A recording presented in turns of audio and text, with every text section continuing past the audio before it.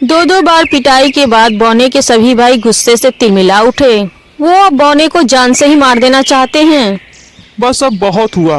अब पानी सर से ऊपर जा चुका है। बौना हमें बार बार बेवकूफ बनाता रहा और हम बनते रहे। बौने ने हमें बेवकूफ बनाकर हमारी भूसी भी जलवा दी, हमें बाजार में पिटवा भी दिया और हमारे भैंसों को भी मरवा दिया। बौने की वजह से हमारा कितना नुकसान हो गया। बात तो तुम ठीक कह रहे हो भैया। बौने ने हमारा बहुत नुकसान करवा दिया। हम बौने से इस बात का बदला जरूर लेंगे। हाँ हाँ, सही बात है।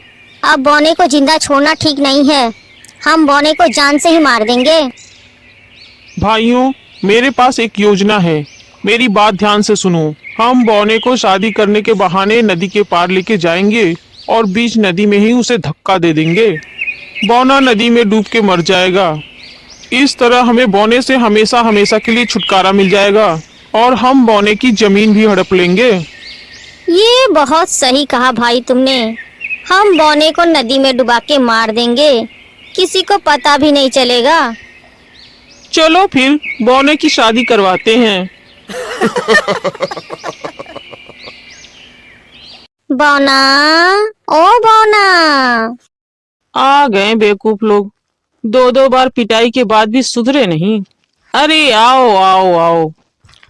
अभी मैं तुम्ही लोगों को याद कर रहा था। बड़ी लंबी उम्र है तुम लोगों की। कहो कैसे आना हुआ? हम तुम्हारी उम्र घटाने, मेरा मतलब तुम्हारी शादी करवाने आए हैं। शादी मेरी? हाँ बिल्कुल। अब क्या करें, तुम हो ही ऐसे। क्या मतलब है तुम्हारा? नदी के उस पार एक बहुत ही धनी आदमी है, सेठ मदन लाल। उन्होंने तुम्हें खेतों में बहुत मेहनत से काम करते हुए देख लिया था। बस तभी से तुम इन्हें पसंद आ गए हो। वो अपनी बेटी से तुम्हारी शादी करवाना चाहते हैं।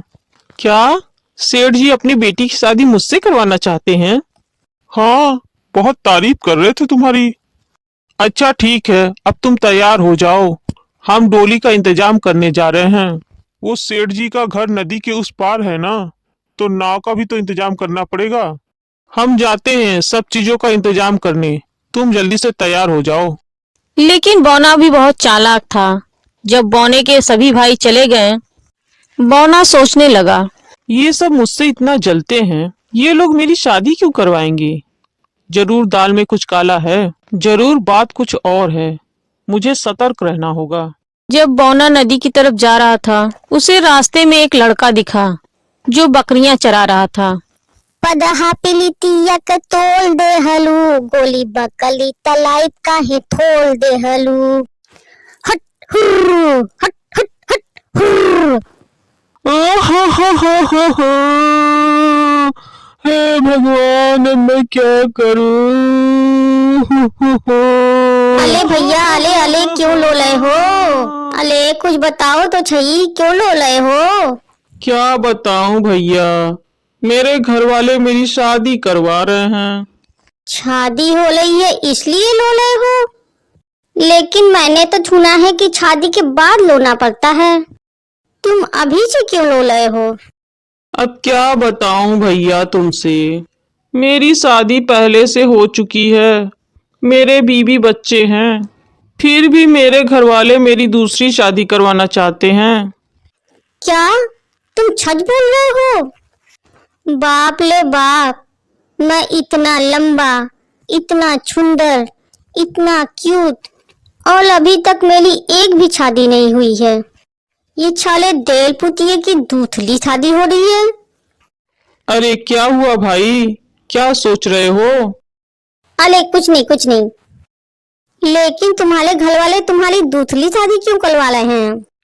अरे क्या बताऊं भैया, दहेज का लालच। दहेज? तुम्हें दहेज भी मिल रहा है? क्यों नहीं मिलना चाहिए? अरे नहीं नहीं, मेरा वो मतलब नहीं था।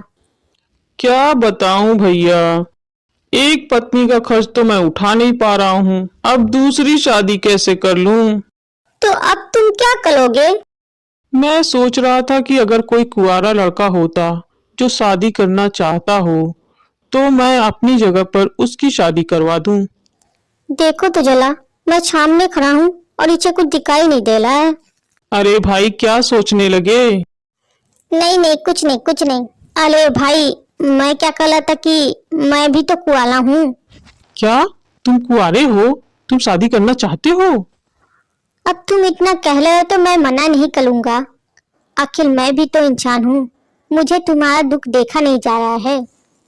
ठीक है फिर, तुम जाकर चुपचाप डोली में बैठ जाओ, कुछ बोलना मत, वरना उन्हें पता चल जाएगा। ठीक है, मैं तला दूंगा। तुम मेरी बकरियों का ख्याल रखना। ठीक है फिर, तुम जाके शादी करके आ जाओ, मैं तुम्हारी बकरियों पर नजर रखूंगा। ठीक है, जाओ जाओ। वो लड़का जाकर चुपचाप डोली में बैठ जाता है। बौने के सभी भाई वहां आते हैं और डोली को उठाकर ले जाने लगते हैं। चलो भाइयों, उठाओ डोली। बौने के सभी भाई डोली को उठाकर नाव में रख देते हैं। जब नाव नदी के बीचों बीच पहुंची, बौने के भाइयों ने डोली को उठाकर नदी में फेंक दिया। आ! गहरी नदी के तेज बहाव में डोली डूब गई। चलो, हो गया हमारा काम। अब हमें बौने से हमेशा हमेशा के लिए छुटकारा मिल गया। चलो चलते हैं सब। उधर 2-3 दिन बाद बौना बकरियां लेकर घर वापस आया। बौने को देखकर उसके सभी भाई चौंक पड़े। अरे बौना वापस कैसे आ गया? और ये बकरियां लेकर कहाँ से आया है? अरे मेरे भाई, तुम ठीक तो हो ना? तुम्हारी डोली नदी में गिर गई थी। हमने तुम्हें बचाने की बहुत कोशिश की, मगर क्या करें, हम मजबूर थे। लेकिन तुम बच कैसे गए? क्या मतलब है तुम्हारा? अरे मेरा मतलब है कि मुझे बड़ी खुशी हो रही है तुम्हें जिंदा देखकर। खुशी तो मुझे भी बहुत हुई है अपने नाना नानी से मिलकर। नाना नानी से मिलकर? हाँ, नदी के अंदर हमारे नाना नानी का महल है। उन्होंने ही तो मुझे इतनी सारी बकरियां दी हैं। उन्होंने तुम्हारे लिए भी ढेर सारी बकरियां पाली हुई हैं। अगर तुम्हें भी बकरियां चाहिए तो नाना नानी के पास जाके ले आओ। क्या तुम सच कह रहे हो? हाँ बिल्कुल। लेकिन हमें पता कैसे चलेगा कि नाना नानी का महल नदी के अंदर किधर है? एक कुत्ता लेकर नदी के बीचों बीच जाओ। पहले कुत्ते को नदी में फेंक देना। यदि कुत्ता अपने पैरों के संकेत से तुम्हें बुलाए तो समझ लेना नाना नानी तुम्हें बुला रहे हैं। बस तुम सब नदी में कूद जाना, तुम सीधे महल में पहुंच जाओगे। ठीक है ठीक है। भाइयों, हमें भी नाना नानी के पास जाना चाहिए। नाना नानी ने हमारे लिए बकरियां पाल रखी है। अरे नहीं नहीं, मुझे नहीं लगता कि बौना सच बोल रहा है। इससे पहले भी बौना हमें कितनी बार बेवकूफ बना चुका है। अच्छा, तुमने देखा नहीं, हमने बौने को खुद अपने हाथों से नदी में फेंका था और बौना चिल्लाया भी था। हम सब ने उसकी आवाज सुनी थी। ये बात तो तुम सही कह रहे हो भैया। चलो फिर देखते हैं। लालची भाई बौने के बातों में आ गए। वे अपने साथ एक कुत्ता ले गए। नदी के बीचों बीच पहुंचकर उन्होंने कुत्ते को नदी में धक्का दे दिया। कुत्ता डूबने के डर से नदी में अपने पैर उछालने लगा। ये देखकर एक भाई बोला, अरे देखो देखो, कुत्ता हमें बुलाने का संकेत दे रहा है। चलो लगाओ छलांग। सभी भाइयों ने नदी में छलांग लगा दी। नदी के तेज बहाव से सभी भाई डूबकर मर गए।